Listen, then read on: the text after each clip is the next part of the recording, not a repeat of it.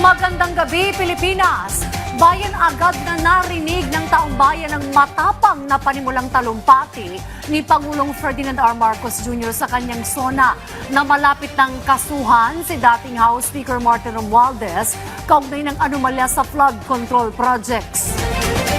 Dito iginiit ng Malacanang na malinaw ang mensahe ng Pangulo na walang selective justice sa kanyang administrasyon. Yan ang ulat ni Clazel Padilla. Dumating na tayo sa punto na ayon sa Ombudsman ay malapit na ang paghain ng patong-patong na kaso labang sa dating Speaker.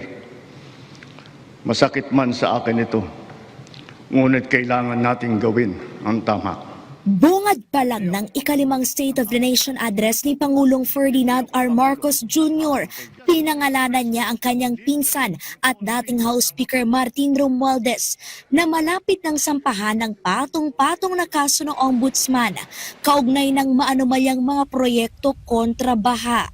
Gaya ng aking ipinangako sa inyo, nagsagawa tayo ng malawakan at malalimang investigasyon na walang pagkikiling kahit kanino man. Masusi nating sinuri at sinundan kung saan tayo itinuro ng ebidensya. Lahat ng kailangang gawin ay ginawa natin upang matuntun ang punot dulo. Hindi lamang kadugo pero taga-suporta ni Pangulong Marcos si Romualdez sa politika. 3 taon siyang namuno bilang House Speaker at ngayon sinasabing sentro umano ng bilyones na kickback sa flood control scam. Hindi ako pangulo ng aking pamilya. Hindi ako pangulo ng aking kaibigan.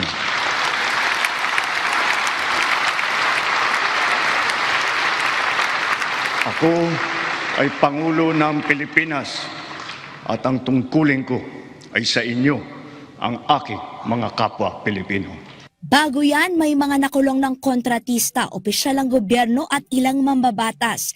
25 bilyong pisong pera at ari-arian ang mga nabawi na paralisa at naipreserba ng pamahalaan mula sa mga akusado na ibalik na sa National Treasury ang 800 milyong piso. Lahat ng mababawi mula sa mga sangkot na tiwali ay agad ibabalik sa kaban ng bayan. Ipinapaubayan na natin ang pag-uusig sa Ombudsman at sa ating mga pinalakas na National Prosecution Service. Nananalig din tayo sa makatarungang hatol ng hukuman. Makakaasa kayo na ang gulong ng hustisya ay tumatakbo. Sentro ng sona ng Pangulo nakaraang taon ang pagbulgar at pagbusisi sa flood control scam. Kaya giit ni Senator Mig Zubiri. Sa opening 5 minutes pa lang, tumpak na. Ang gusto kong mapakinggan na magkakaroon talaga ng big fish na makakasama dito sa mga kaso dito sa flood control. Hindi naman ikinagulat ni Senator Erwin Tulfo ang pagbanggit ng Pangulo kay Congressman Romualdez. I've been hearing already na the President was disappointed last year pa lang na may nagsabi na sa kanya na itong mga leader ng both houses of Congress involved, etc. I was very disappointed, and then nalaman niya na sabit yung cousin niya. Pero he doesn't have choice kasi binuksan niya yung flood control. He could have just shut his mouth and did not talk about it. Pero gusto niyang tuldukan na siguro itong corruption kaya dito sa flood control. Tinawag ni DPWH Secretary Vince Dizon na pinakatapat ang naging sona ng Pangulo. I think ito yung isa sa mga pinaka-honest at pinaka-klarong sona at ang gustong mangyari lang ng Pangulo simpihan. Magtrabaho tayong lahat. Dahil ang daming hirap na dinaranas ng mga kababayan natin. Sabi naman ng Malacanang ang pagpangalan ni Pangulong Marcos sa kanyang pinsan at dating House Speaker Martin Romualdez ay refleksyon lamang na walang selective justice sa kasalukuyang administrasyon. Kaya nga po maraming masyado agad judgmental. Kasi even before, sinabi naman ng Pangulo na wala po siyang kikilalaning kulay, walang kaalyado, walang kamag-anak, kung saan lang po dadali na ebidensya. At ito naman po ay nasa kamay na rin po ng Office of the Ombudsman. Kung ano po makikita nilang mga ebidensya ay igagalang po natin. Sa harap naman ng paglaban sa katiwalian, patuloy ang pag-ahon ng gobyerno sa mga labis na tinamaan ng mahal na presyo ng gasolina na nagdulot ng pagsirit sa presyo ng bilihin, dulot ng gera sa gitnang silangan.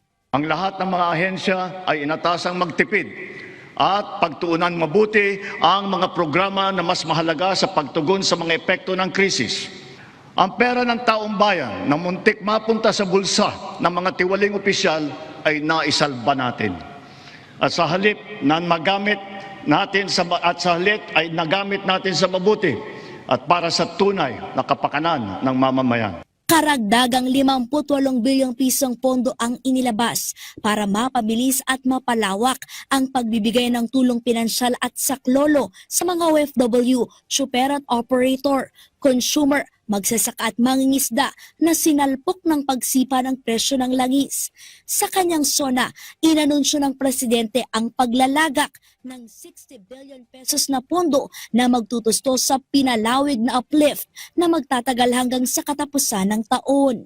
Ngayon, ipipihit natin ang mga programa sa mas nangangailangan nating kapwa Pilipino para naman mas malawak at mas marami ang maaabot ng tulong. Layunin natin matulungan ang 3.2 milyong benepisyaryo ng 4Ps at walang gutom program, ang 1.2 milyong minimum wage na manggagawa ng membro ng SSS at ang 2.2 milyong kababayan nating mahirap na hindi pa naging benepisyaryo ng programang pang-ayuda ng pamahalaan. Sa ilalim na pinalawak na uplift, target ng administrasyon na mabenepisyuhan ang 7.5 milyon na mga pamilya sa buong bansa.